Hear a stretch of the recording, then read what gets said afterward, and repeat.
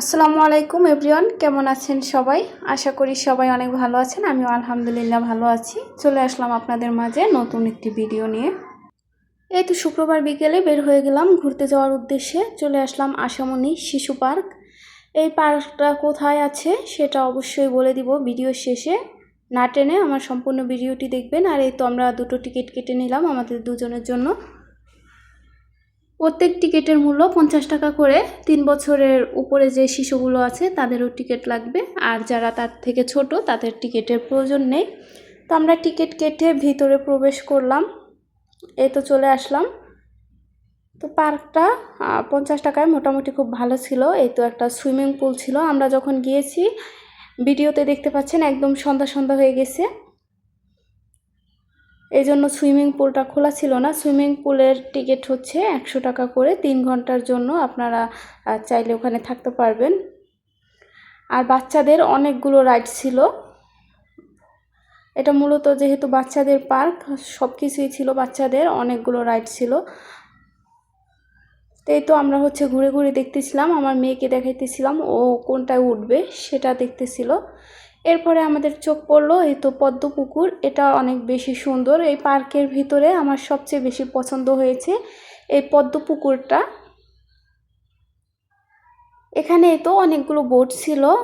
এই বোটে উঠতে 100 টাকা করে টিকিট, মানে দুজনের 100 টাকা, একজনের জন প্রতি 50 টাকা করে। এখানে অনেক ধরনেরই বোট ছিল। এই যে একটা গাড়ির মতো ছিল, এটা কিন্তু খুব ভালো লাগে আমার কাছে, দেখতে খুব ইন্টারেস্টিং লেগেছে এই জিনিসটা। আমরা প্রথমে একটু ঘুরে ঘুরে দেখতেছিলাম, তারপরে আমরা বোটে উঠেছি। এই যে পানির ভিতরে যে এই তো সাঁকোর মতো দেওয়া আছে, এটা পার হয়ে যেতে আমার অনেক বেশি ভালো লাগতেছিল। আর পানির ভিতরে আরও অনেকগুলো ঘরের মতো ছিল, কীরকম যেন রিসোর্টের মতো ছিল। অনেক আগে আমি একটা ভিডিওতে দেখেছি, কিন্তু পার্কটা একটু পানি উঠে নষ্ট হয়ে গিয়েছে আমরা যখন গিয়েছি তখন, সেই মুহূর্তে। পার্কে কাজ চলতেছে, যারা শীতের সময় যাবে তাদের জন্য অনেক বেশি ভালো হবে, তারা অনেক কিছুই পাবে। আমরা গিয়ে শুধু সব কিছু দেখলাম, ভেঙে ভেঙে আবার করতেছে।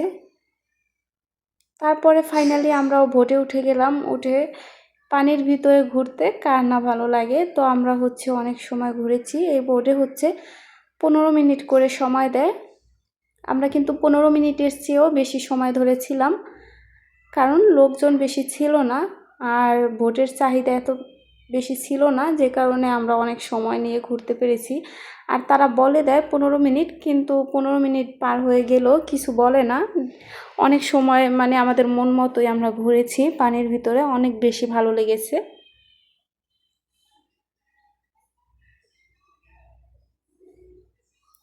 এই তো এখানেও একটা রাইড আছে বাচ্চাদের।